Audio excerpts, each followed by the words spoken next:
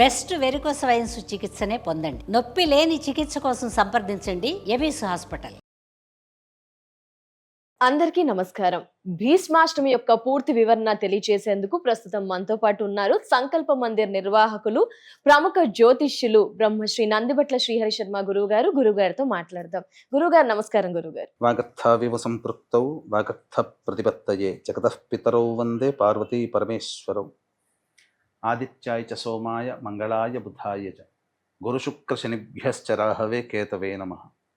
శృంగేరి జగద్గురు పీఠాధిపతులకి, కంచి పీఠాధిపతులకి నమస్కారములు తెలియజేసుకుంటూ కార్యక్రమాన్ని ప్రారంభిద్దాం. గురుగారు, మరి భీష్మాష్టమి ప్రతి ఒక్క హిందూ కూడా ఏ విధంగా ఆ రోజును సద్వినియోగం చేసుకోవచ్చు, ఏం చేయాలి అంటారు?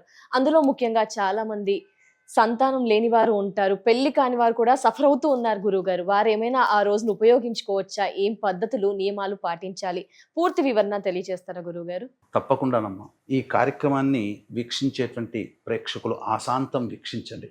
ఎందుకంటే ఇది ఒక అద్భుతమైనటువంటి యోగము.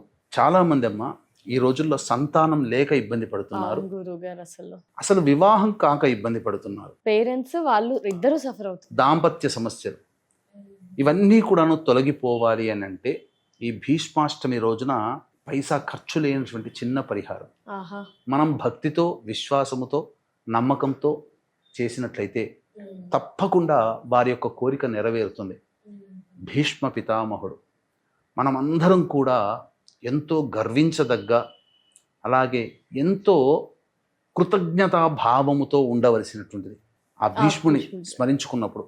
ఎందుకంటేనమ్మా, తండ్రికి ఇచ్చినటువంటి మాటకి కట్టుబడి ఉండి ఆ జన్మ బ్రహ్మచర్య వ్రతాన్ని ఆచరించి విష్ణుయందు పరాభక్తి తత్పరుడై ఉండి విష్ణు అవతార స్వరూపుడైనటువంటి శ్రీకృష్ణుల వారి సమక్షంలో ఇచ్ఛామరణాన్ని ఉపయోగించుకొని ఈ సంక్రాంతి అనగా ఉత్తరాయణ పుణ్యకాలం ప్రవేశించిన తర్వాత శుభమైనటువంటి మాఘమాసములో శుక్లపక్షములో అష్టమి తిథి రోజున ప్రాణము విడిచినటువంటిది. అంత గొప్ప యోగి అని చెప్పవచ్చు. అసలు మనకు చెప్పాలి అని అంటే ఈ రోజున ఏ సమస్య వచ్చినా తులసి చెట్టు దగ్గర కూర్చొని ఆవునేతో దీపారాధన చేసి విష్ణు సహస్రనామ పారాయణం చేస్తున్నాము అని అంటే అది ఆయన పెట్టిన భిక్ష. వీక్షించేటువంటి సుమన్ టీవీ ప్రేక్షకుల్లో విష్ణు అష్టోత్తరము, విష్ణు సహస్రనామము పారాయణం చేసి ఉంటారు కదా. మీకు గురుదక్షిణగా ఆ యొక్క విష్ణు సహస్రనామాన్ని అందించినటువంటి వాడు భీష్మ పితామహుల వారు. కాబట్టి ఈ రోజున ఎవరైతే విష్ణు సహస్రనామ పారాయణం చేస్తారో, ఎవరైనా చేస్తే చాలా విశేషము. విష్ణు సహస్రనామ పారాయణం చేసే వాళ్ళందరూ కూడా విధిగా గురుదక్షిణగా ఈ రోజున భీష్మ పితామహుల వారికి అర్ఘ్యం ఇవ్వాలి. ఏ విధంగా? అర్ఘ్యం అనేటువంటిది ఇవ్వాలి. సంతానం లేని వాళ్ళకి సంతానం కలుగుతుంది, అలాగే వివాహం కాని వాళ్ళకి వివాహం కలుగుతుంది, అలాగే దాంపత్య సమస్యలు ఉన్న వాళ్ళు దాంపత్య సమస్యలు తొలగిపోతాయి. ముఖ్యంగా ఈ యొక్క భీష్మ పితామహుడికి ఈ భీష్మాష్టమి 26వ తారీఖు రోజున, రథసప్తమి మరునాడు, జనవరి 26 ఎలాగో హాలిడే ఉంటుంది. మగవాళ్ళందరికీ కూడా ఆఫీస్ ఏమీ ఉండదు. కాబట్టి ఇది మగవాళ్ళు మాత్రమే చేసేటువంటిది, ఆడవాళ్ళు చేయకూడదు. ఆడవాళ్ళు ఈ రోజున తర్పణం వదలకూడదు. కాబట్టి చక్కగా ఈ సంబంధించినటువంటి తర్పణాన్ని మనం విధి విధానముగా ఆచరించి చెయ్యాలి. మధ్యాహ్నం అనగా పొద్దున్నే స్నానం ఆచరించి, ఎలాగో రథసప్తమి రోజున చక్కగా వ్రతాన్ని ఆచరించి శరీరాన్ని, మనస్సుని, ఆత్మని శుద్ధి చేసుకుంటాం. చేసుకున్న తర్వాత వచ్చేటువంటి భీష్మాష్టమి రోజున ఎవరైతే నియమనిష్టలతో తర్పణాన్ని వదులుతారో భీష్ముడి కోసం, వాళ్ళకి అమోఘమైనటువంటి పాపములన్నీ కూడాను నాశనమైపోయి పుణ్యం లభిస్తుంది. ఎవరైతే భీష్ముడికి తర్పణం వదలరో, ఎందుకంటే ఆయన పెట్టిన భిక్షే విష్ణు సహస్రనామ పారాయణం, అది చదువుతూ మనం ఆ ఫలితాన్ని పొందుతున్నామంటే ఆయన వల్ల. కనీసం ఈ ఒక్క రోజున ఆయనకి సమర్పించకపోతే మనము ఈ యొక్క సంవత్సరం అంతా కూడాను పాప వలయంలో చిక్కుకొని ఉంటాం, బాధపడుతూ ఉంటాం చేయకపోతే గనక. కాబట్టి ఆయన ఏమీ అడగలేదు, కానీ ఆయన తరపున మనం, ఎందుకనంటే ఆయనకు పిల్లలు లేరు, ఆయన తదనంతరమే మనమందరం కూడా వారసులం, మన వల్ల మనందరం కూడా. కాబట్టి తాత అని పిలుచుకుంటాం భీష్ముడిని. కాబట్టి అంతటి వాడికి మనం ఈ రోజున ఖచ్చితంగా అర్ఘ్యం ఇవ్వాలి. తల్లిదండ్రులు లేని వాళ్ళు ఎలాగో అర్ఘ్యమిస్తారు మగవాళ్ళు. తల్లిదండ్రులు ఉన్నవాళ్ళు కూడా, తండ్రి ఉన్నా తల్లిదండ్రులు ఉన్నా ఖచ్చితంగా అర్ఘ్యము ఇవ్వవలసిందే. మగవారు కాబట్టి సంకల్పం చేసుకొని మమ ఉపాత్త అంటే సంకల్పం చేసుకొని యజ్ఞోపవీతం ఉన్నటువంటి వాళ్ళైతే మమ ఉపాత్త సమస్త ధృతక్షే ద్వారా అని చెప్పి ఆఖరణ భీష్మాష్టమి పర్వదిన పుణ్యకాల సమయే భీష్మ తర్పణం కరిష్యే అని చెప్పి నీళ్లు వదలాలి. లేదు మాకు అవన్నీ తెలియండి అని అంటే ఒకసారి అంటే ఇది ఎక్కడ కూడా ఇంట్లో మాత్రం వదలకూడదమ్మా.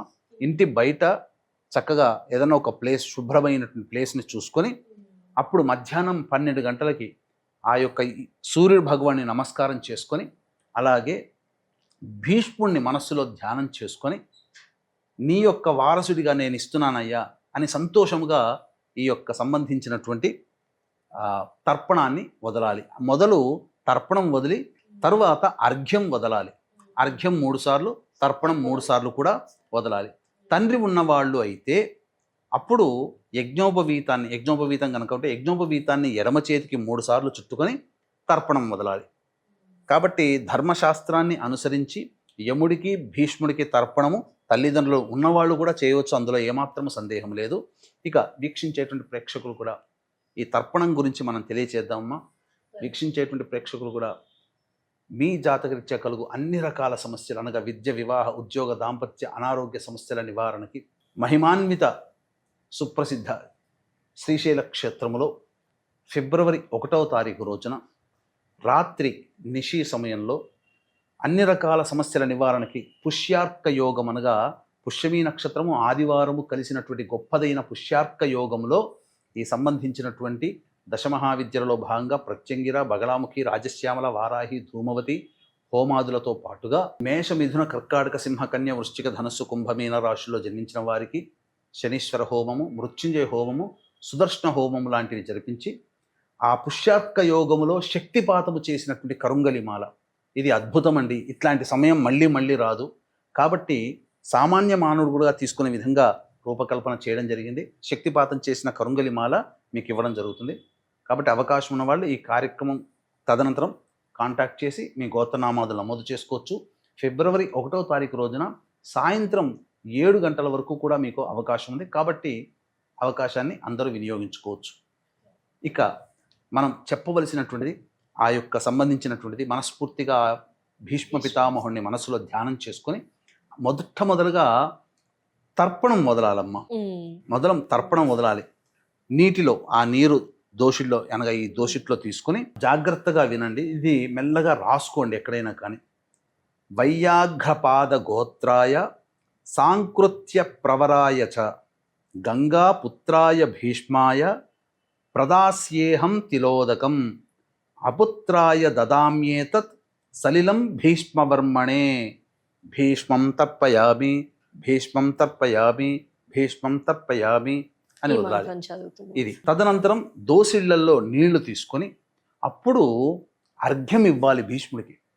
ఏ విధంగా ఏ యొక్క మంత్రంతో ఇవ్వాలి అని అంటే ఇక్కడ చెప్పబడిన శాస్త్ర ప్రకారం సత్యవ్రతాయ శుచయే గాంగేయాయ మహాత్మనే అర్ఘ్యం దదామి భీష్మాయ సోమవంశోద్భవాయ చ భీష్మాయ నమః ఇదమర్ఘ్యం అని ఒకసారి వదలాలి. మళ్ళీ భీష్మాయ నమః ఇదమర్ఘ్యం అని 2 సార్లు వదలాలి.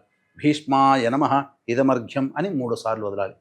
ఇక తరువాత మళ్ళీ ఇంకొక మంత్రము వసూనామవతారాయ శంతనోరాత్మజాయ చ అర్ఘ్యం దదామి భీష్మాయ ఆజన్మ బ్రహ్మచారిణే భీష్మాయ నమః ఇదమర్ఘ్యం భీష్మాయ నమః ఇదమర్ఘ్యం భీష్మాయ నమః ఇదమర్ఘ్యం అని చెప్పి 3 సార్లు నీళ్లు దోసిట్లు తీసుకొని వదిలి తదనంతరం ఆ భీష్ముడికి మనస్సులో ఒక్కసారి ఆ భీష్ముడి ముఖ చిత్రాన్ని మనస్సులో ధ్యానం చేసుకొని ప్రార్థన చెయ్యాలట.